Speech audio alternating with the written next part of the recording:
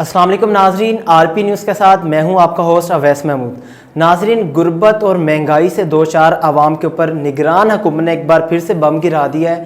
Petrol اور diesel کی prices میں واضح طور پر اضافہ کیا گیا ہے۔ اس حوالے سے بات کرنے کے لیے میرے ساتھ موجود ہے مہر ذیشان صاحب۔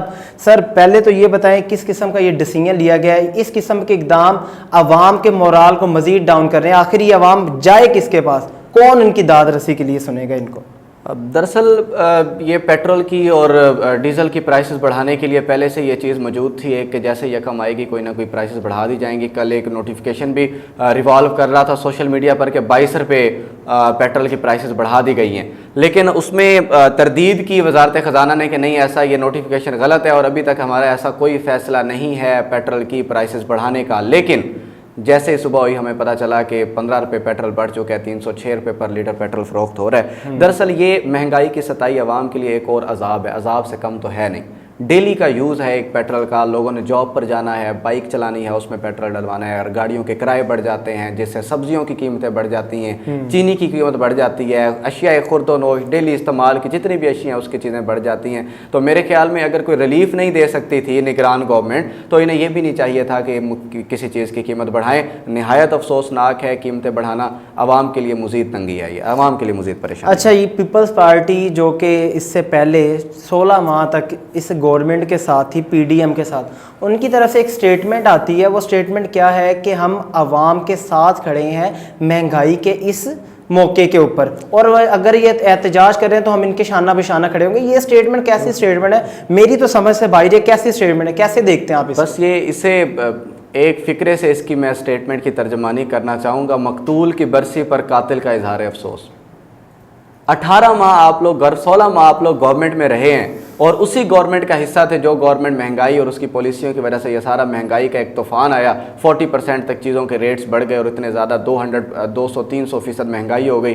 چیزوں کے 150 سے 306 روپے پیٹرول چلا گیا، چینی جو ہے 185 روپے مل رہی ہے اور کہہ رہے ہیں اب مزید جو ہے چینی 200 سے اوپر جانے والی ہے۔ روزانہ کے استعمال کی اشیاء اتنی مہنگی ہو گئی۔ آپ اسی حکومت کا حصہ تھے اور آج جیسے نگران سیٹ اپ ہے اور آپ کو عوام کی ہمدردی ہو گئی ہے کہ ہم عوام کے ساتھ کھڑے ہوئے ہیں۔ ارے بھائی، جب آپ حکومت میں بیٹھے ہوئے تھے تب کہتے کہ یہ چیزیں ہم کنٹرول نہیں کر پا رہے، ہم سے غلطی ہو گئی، ہم غلط طریقے سے آ گئے، غلطی ہو گئی ہم سے، ہم عوام سے معافی چاہتے ہیں، ہم جمہوری طریقے ہم الیکشن لڑ کے آئیں گے اور ہمارے پاس یہ پلان ہے۔ جب آپ کے پاس کوئی پلان نہیں تھا تو پھر آپ آ کر بیٹھ گئے آپ نے مہنگائی کی، اور آج آپ کہہ رہے ہیں کہ آپ اس مہنگائی کے خلاف عوام کے ساتھ کھڑے ہیں۔ بھائی نہ کھڑے ہوں، تھک جائیں گے آپ کھڑے ہو کے۔ آپ اتنے عرصے سے کھڑے ہی تو ہیں، اتنے عرصے سے آپ کھڑے ہی تو ہیں، اور عوام بیچاری مرتی جا رہی ہے، خودکشیاں کر رہے ہیں لوگ، اور آپ تو کھڑے ہی ہیں اور آپ تو ہمیشہ ایسے کھڑے ہی رہیں گے۔ تو اس بجلی کے بل کی ادائیگی کیسے کر رہے ہیں؟ اس کھڑے ہونے سے اب کچھ نہیں بنے گا، بالکل۔ اب آپ کو کوئی پریکٹیکل اقدامات لینا پڑیں گے۔ اب جو بجلی کی قیمتوں کے خلاف احتجاج ہو رہے ہیں پوری ملک میں، اس میں نگران وزیر اعظم کی ایک بیٹھک لگی پوری کابینہ کی، اور اس میں کہا گیا کہ ہم اس کے لیے کچھ اقدامات کریں گے۔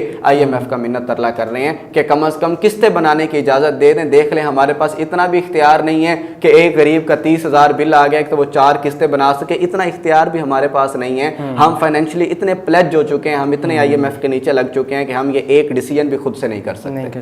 تو یہاں پہ کیا غریب کا رہنا؟ بالکل ذیشان صاحب، ایک چیز مجھے ذرا سمجھائیں۔ پاکستان کو ہم نے پڑھا ہے کہ ایگریکلچر کنٹری ہے، ہم نے بکس میں پڑھا ہے زرعی کنٹری ہے۔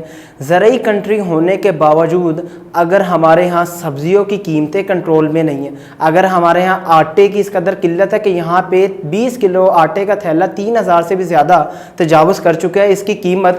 میں نے نہیں کبھی سنا کہ سعودی عرب جیسا کنٹری جہاں پہ بنجر زمین ہے وہاں پہ بھی کبھی آٹے کی قلت ہوئی ہو۔ پاکستان ایک ایگریکلچر کنٹری ہے اور اکارڈنگ ٹو مائی نالج 50% آبادی ہمارے اس ایگریکلچر سیکٹر سے بلونگ کرتی ہے، انوالو ہے، ڈائریکٹلی اور انڈائریکٹلی پیسے ارن کرتے ہیں۔ مجھے یہ تھوڑا سا سمجھانے کی کوشش کریں کہ ہمارے پاس سبزیوں پر کوئی کنٹرول نہیں، کسی بھی چیز کے اوپر ہمیں پتہ ہی نہیں ہے کہ ان کی سٹیبلٹی رہے گی یا نہیں۔ یہ تو بتائیں کیا؟ اویس محمود صاحب، پاکستان میں دراصل 2 طرح کے طبقے رہ رہے ہیں۔ ایک وہ طبقہ ہے جسے چوری کوئی کرتا ہے سزا اسے ملتی ہے، چیزیں کوئی سٹور کرتا ہے سزا اسے ملتی ہے۔ کوئی کسی کے لیے مہنگائی ہوتی ہے, کسی کو فری یونٹ ملتے ہیں تو اس کا بوجھ کسی ایک بندے پہ آ جاتا ہے. تو پاکستان میں دو طرح کے طبقے ہیں. ایک طبقہ وہ ہے جو ہر برائی ہونے کے باوجود ہر چیز انجوائے کر رہا ہے. پاکستان میں مہنگائیوں کے طوفان ہونے کے باوجود انہیں ہر چیز فری کی مل رہی ہے. اور ایک طبقہ ایسا ہے جس نے ان کی فری کے اخراجات بھی برداشت کرنے ہیں, مہنگائی بھی برداشت کرنی ہے. پیٹرول مہنگا ہو گیا تو وہ بھی عوام سے لینا ہے, بجلی مہنگی ہو گیا تو وہ بھی عوام سے لینی ہے, اپنے اوپر کوئی چیز نہیں آنے دینی. یہ جو پاکستان میں غذا کی قلت ہوتی ہے, پہلی تو بات یہ ہے اس میں وہ لوگ, ایک تو ہے کہ نیچرلی کوئی ایسا ڈیزاسٹر آ گیا کہ ملک میں بہت زیادہ سیلاب کی صورتحال ہو گئی, فصلیں بہہ گئی, فصلیں ہوئی نہیں ہیں, آپ کی اچھی پیداوار آ رہی ہے, اور اس میں یہ ہے کہ لوگ اس چیز کو ذخیرہ کر لیتے ہیں, ذخیرہ کر لیتے ہیں, بڑے پیمانے پر سٹور کر لیتے ہیں, وقتی قلت شارٹیج پیدا کی جاتی ہے اور اس بحران میں چیزیں مہنگی بیچی جاتی ہیں. یہ کام کرتے ہیں جس کی وجہ سے غریب بھوکا مرتا ہے. اپنی تو تجوریاں ان کی بھر جاتی ہیں لیکن غریب بھوکا مر جاتا ہے. دوسری چیز, جو کسان ہیں, کسانوں کو سہولیات کتنی دی جا رہی ہیں پاکستان میں, کون سے ایسے اقدامات ہیں جو کسانوں کے لیے کیے جا رہے ہیں. آج کا کسان کہاں پہ خوشحال ہے؟ کسان کو کھاد اتنی مہنگی ملتی ہے, کسان سپرے کرواتا ہے اتنی مہنگی کرتا ہے, کسان کو بیج کے اتنے زیادہ پیسے بھرنے پڑتے ہیں, بجلی کے بل, الیکٹرسٹی ٹربائنز لگی ہوئی ہیں, پانی اتنا مہنگا ملتا ہے کسان کو, اور اس کے بعد نہ اسے گندم کا وہ ریٹ ملتا ہے, نہ اسے چاول کا وہ ریٹ ملتا ہے, نہ اپنی فصلوں کا وہ ریٹ ملتا ہے. اس سے تو ساری کی ساری فصل اپنی مرضی کے مطابق اس سے لے لی جاتی ہے اور آگے جا کے سٹورز کی جاتی ہے, عوام تک پہنچتی نہیں ہے, اور وہ سٹور اس وقت ریلیز کیا جاتا ہے جب عوام مر رہی ہوتی ہے, اور وہ کہتی ہے کہ اگر 100 کی چیز ہمیں 300 کی بھی ملے گی ہم لے لیں گے. ایک تو یہ چیز پائی جاتی ہے, اور دوسرا یہ ہے کہ لوگ اس حد تک پہنچ چکے ہیں, ایگریکلچر ان کی اتنی ڈیولپ ہو چکی ہے کہ وہ 1 ایکڑ سے 80 من کی پیداوار لے رہے ہیں گندم کی, اور ہماری ایوریج 40-45 سے آگے جاتی نہیں ہے. کیا وجہ ہے؟ ہم نے ایگریکلچرل ریفارمز کی نہیں ہیں, بالکل. ہم نے جو جدید ایگریکلچر کے طریقے ہیں, جو چائنا کر رہا ہے ایگریکلچر, جس طرح کی کاشت کر رہا ہے وہ, جس طرح کی سبزیاں اور یہ ساری پیداوار وہ حاصل کر رہے ہیں, ہم نے وہ حاصل ہی نہیں کی. ہم وہی قدیم روایتی طریقوں پر ایگریکلچر کر رہے ہیں, اور اس میں کہیں نہ کہیں حکومتوں کا بہت بڑا کردار ہے, جہاں پر وہ کسانوں کو ریلیف نہیں دیتے, کسانوں کو بجلی کے بلوں میں کوئی ریلیف نہیں ملتا, انہیں کھادوں پر, سپرے پر کوئی ریلیف نہیں ملتا, تو اس وجہ سے وہ بھی جدید طریقے جو ہیں وہ اختیار کرنے سے قاصر ہیں. اچھا, ایک اسٹیٹمنٹ جاری کیا جاتا ہے ہمارے نگران وزیر اعظم انوار الحق کاکڑ کی جانب سے. وہ اسٹیٹمنٹ کیا ہے؟ وہ اس میں بات کرتے ہیں کہ یہ جو عوام کا دکھایا جا رہا ہے کہ مہنگائی آ گئی ہے, بجلی کے بلوں میں اضافہ کر دیا گیا, یہ ایک پروپیگنڈا کیا جا رہا ہے میڈیا کی جانب سے, یہ دکھاوا کیا جا رہا ہے, کچھ بھی ایسا عذاب نہیں آیا, ایسا کچھ بھی. بہت بڑا پروپیگنڈا ہے, انہوں نے بالکل ٹھیک کہا. وہ جو خودکشیاں ہو رہی ہیں وہ پروپیگنڈا ہی ہے. لوگ مر رہے ہیں کسی اور دنیا میں جا کے تو وہ زندہ ہی ہے نا, ایسے ہی کسی اور دنیا, ادھر سے صرف چلے جائیں گے. وہ دراصل خودکشی نہیں کرتے سر, کہیں جا کے چھپ جاتے ہیں. جس کی بیٹی کی کانوں کی بالیاں بک جاتی ہیں, وہ ساری ایکٹنگ ہے. وہ کیا ہے؟ ایک وہ مزدور جو 1 مہینے کا بل آتا ہے اپنی موٹر سائیکل بیچ دیتا ہے, اور اگلے مہینے اس کا 26,000 بل آتا ہے, وہ سولی پہ لٹک جاتا ہے. وہ دراصل لٹکا نہیں ہوتا سر, وہ ایکٹنگ کر رہا ہوتا ہے. یہ پروپیگنڈا ہی تو ہے سارا, اور کیا ہے؟ اگر آج یہ ساری چیزیں پروپیگنڈا لگ رہی ہیں آپ لوگوں تو خدارہ تھوڑا سا اللہ تعالیٰ سے ڈریں. اس عوام پر مزید, یہ جو مرتی ہوئی مہنگائی سے مرتی ہوئی عوام ہے, اس پر مزید ظلم نہ کریں, اس عوام پر مزید جبر نہ کریں. اس عوام کی برداشت دم توڑ گئی ہے, ختم ہو گئی ہے اس عوام کی برداشت. خدارہ تھوڑا سا اس پر رحم کریں, اور کم از کم اس طرح کے سٹیٹمنٹس پاس نہ کریں. کل میں نے جو سٹیٹمنٹ دیکھا جس میں انہوں نے کہا کہ وہ بجلی بڑھ رہی ہے لیکن کوئی اتنا بڑا مسئلہ نہیں ہے. یہ اتنا بڑا مسئلہ نہیں ہے, کھانے کی چیزیں مہنگی ہوگی, اتنا بڑا مسئلہ, کون سا بڑا مسئلہ ہے مجھے بتائیں. میں آپ کو بتاتا ہوں بڑا مسئلہ کون سا ہے. اسمبلی میں جا کے یہ بل پاس کروانا کہ فضائی دورے ہم تو کر سکتے ہیں, ہماری پوری فیملی بھی فری کر سکتی ہے, یہ بڑا مسئلہ ہے. اس پہ بل پاس ہوتا ہے. ہم تو فری حج عمرہ کر سکتے ہیں, ہماری فیملی بھی فری حج عمرہ کر سکتی ہے, یہ بڑا جو ہے نا, یہ بہت بڑا مسئلہ ہے.